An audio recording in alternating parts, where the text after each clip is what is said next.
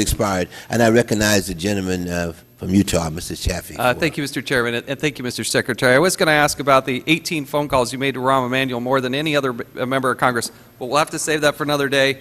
What I would like to ask you about is this idea that they're going to make profits.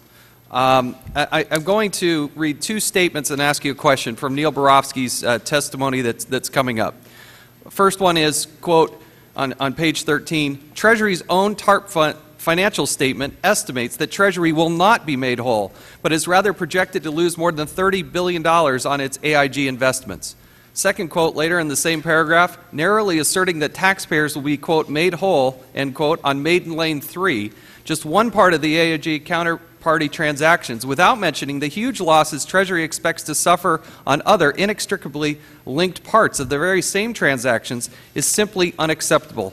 The American people deserve better. So my question, in hoping that you could respond to those two statements, is, when you refer to profits from the AIG counterparty bailout, are you counting the cost of the $35 billion in cash AIG handed over to counterparties, or just the $27 billion they got directly from the New York Fed? Congressman, I think that Mr. Borofsky and I actually agree on this, and I said in my statement, I was very clear. The government is still exposed to substantial risk of loss on its investments in AIG. The Federal Reserve, in this transaction, I think more generally, is unlikely to face any loss.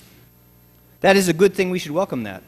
But the government is still exposed to risk of loss. We don't know how large those losses will be.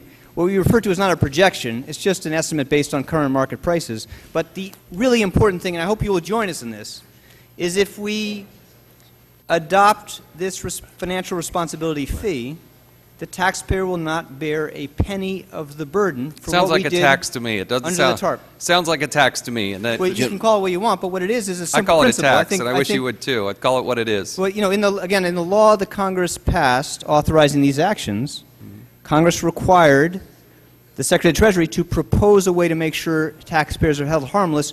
We did that. I hope you will join us in supporting that, because there is no reason why the American taxpayer should be exposed to a penny of loss in what we did in AIG. We can make that